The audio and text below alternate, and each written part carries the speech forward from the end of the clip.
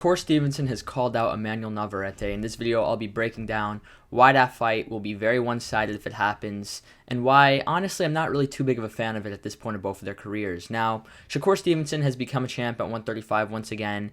He didn't look very great in his last time out. However, he does hold the belt. He's still undefeated. He's still a highly touted fighter, even if his last performance was quite abysmal for his rank.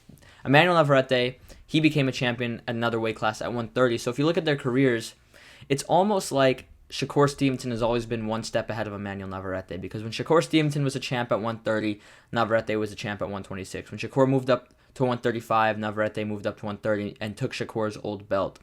And there's a good chance that if Shakur does move up to 140 and Navarrete moves up to 135, that pattern will continue and probably stop there, because I can't see either fighter moving up much more than that. Now, the reason I'm pretty much against this fight for multiple reasons. First of all, I don't think it'd be very competitive. Shakur Stevenson would beat Navarrete quite clearly at this point. Maybe best case scenario, Navarrete wins 3-4 rounds. That's best case scenario. But there's a very good chance Shakur, because when Shakur does have an off performance, he always comes back looking great in his next fight. And that's probably what's going to happen no matter who he takes on. Shakur Stevenson would very likely outclass Navarrete to a very comfortable decision. That's the first thing. However, the fight not being competitive isn't even the main reason I'm against the fight. The main reason I'm against the fight is Navarrete has unfinished business at 130, and Shakur has unfinished business at 135.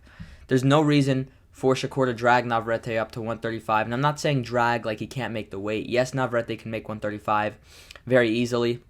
He's a big guy for the weight, but he has unfinished business at 130. There's multiple fights for him to be made at that weight class. I believe 130 is one of the most fascinating weights in the sport right now, with a lot of potential options for Navarrete, including O'Shaquie Foster. I think that fight would be tremendous, and I would love to see it.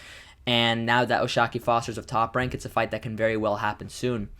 Navarrete is unfinished business at 130, and Shakur obviously has a lot of unfinished business at 135 before taking on a guy moving up from 130. Obviously, the Lomachenko fight is in the future if Loma doesn't retire after beating George Kambosos. There's a lot of other guys at this weight class at 135 that he can take on as well. I'm not reading off of a list right now, but he's done very little at this weight class. He beat De Los Santos, and he beat that guy from Japan, Yoshino. Shakur has not done too much at 135. I still feel there's a lot of work to be done for him, and there's no reason for him to take on Navarrete at this point. Navarrete has a lot of work to do at 130, and here's what would happen if they did fight, since the video is more about how the fight would play out. Navarrete in the first couple rounds will show good activity, and will maybe get Shakur on the ropes a couple of points, maybe land some nice shots to the body, etc. However, by the midpoint of the fight, Shakur will completely have figured Navarrete out, and he will dominate him and win a very comfortable decision. This fight would not be very competitive. Shakur Stevenson has always been a couple levels above Navarrete, and I think last time out, in Navarrete's last fight against Robson Consacao, did prove to us that as good of a fighter Navarrete is, and as much as he's accomplished, he's still not quite there yet. Now, that fight was a draw. That was a fight he was supposed to win. He was a big favorite in. Many people felt he actually lost. And those knockdowns, best case scenario, saved him. If he wasn't able to drop Consacao twice, he would have lost the decision. Now, I do think Consacao gave Shakur Stevenson a much tougher fight than people admit, and a much tougher fight than the scorecards show. Not necessarily that it was a tough fight for Shakur, but he was outworking him in a lot of the rounds. Shakur wasn't throwing many punches. His activity was quite poor.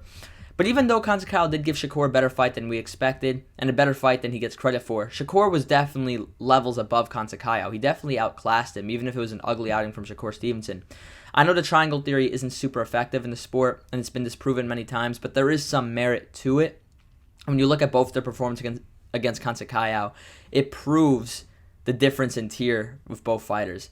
Navarrete is a good fighter. He's a fringe pound-for-pound level fighter, but he's not ready for Shakur Stevenson. He can fight O'Shaquie Foster at 130.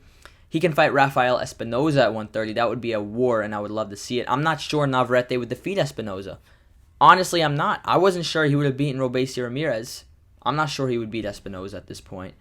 There's a lot of guys for Navarrete to take on. I'm actually going to check BoxRec right now, because I feel like I'm not getting my facts fully straight with both fighters. There's a lot of fights that I'm forgetting to acknowledge that both fighters can take on, and aside from each other. Now, this fight is inevitable. I do think it will happen sooner rather than later. It's been a fight that's been built up for a little bit now. Both fighters have been on top rank for a while. Both guys have fought at similar weights. Both fighters have taken on the same opponents multiple times. I mean, Shakur Stevenson just took out Christopher Diaz, and a couple years later, Navarrete fought Christopher Diaz.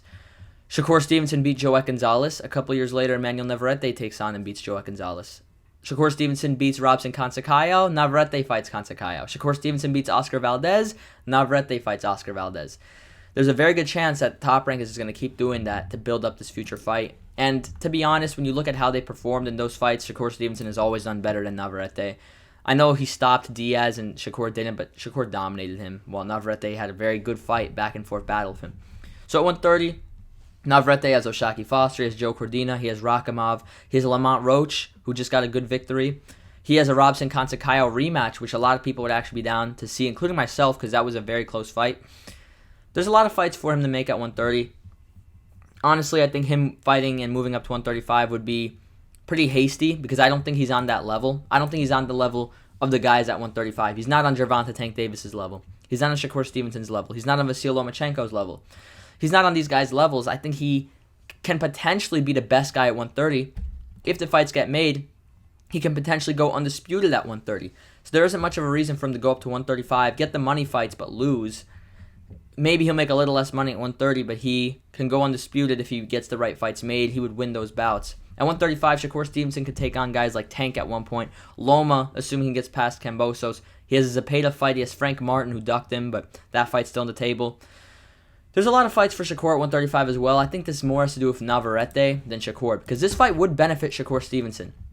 Let's be objective here. This would probably be Shakur's best win, because you look at his best win right now, it's probably Oscar Valdez. And yes, Oscar Valdez had a title and was undefeated, and Navarrete wouldn't have a title at 135 and he wouldn't be undefeated. But Navarrete defeated Oscar Valdez, and very impressively so. I think that was the best performance of his career.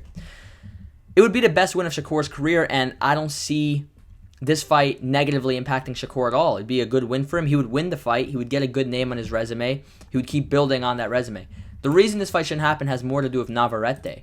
Navarrete should not move up to 135 and take a nearly guaranteed loss to Shakur. I can't see him beating Shakur Stevenson. I know Shakur looked poor in his last fight against De Los Santos, but that had more to do with their styles just not meshing at all and it being a very awkward fight. I also think Shakur underestimated De Los Santos. Every time Shakur has a bad performance like this, he comes back and shines and looks great. I mean, we can look at his career right now. I'll break down each time that he's been accused of having a bad outing. Against Consacao, he looked bad. His next fight, he dominated Yoshino, who's an undefeated fighter and was ranked highly in the WBO. When he had a very bad outing against Jeremiah Nakafila, which was the first time Shakur really looked bad, he had a career performance against Jamel Herring and then unified with Valdez. And when you look at the rest of his career, I mean, he hasn't really had many poor outings prior to that. But overall, when Shakur looks bad, he looks great in his next fight. I guarantee his next fight will be a really good performance, no matter who it's going to be against. Maybe even his best performance. I'm just predicting that that's going to happen. When it comes to Navarrete, he's just going to get outclassed against Shakur, guys. He's going to get outclassed. He's going to lose a comfortable decision. He'll make some more money than he's probably made in his career, but it wouldn't be worth it for him. So that's why I don't think this fight should happen next. That's why I think Navarrete should stay at 130. Accomplish what he can accomplish at 130, because he can definitely unify, maybe even go undisputed if the right fights get made. And maybe after that, go for a Shakur fight. Don't pursue it now. Shakur's the one that made the call out. It makes much more sense for Shakur's career than Navarrete's career. Tell me down in the comment section below, what do you think about this fight? How do you see it playing out? Do you think this fight makes sense for Shakur? Do you think it makes sense for Navarrete? Do you think neither fighter should take it? Do you think it benefits one over the other? Let me know all of that stuff down below. Thanks for watching, guys. God bless. Have a good one. See you guys later. Peace.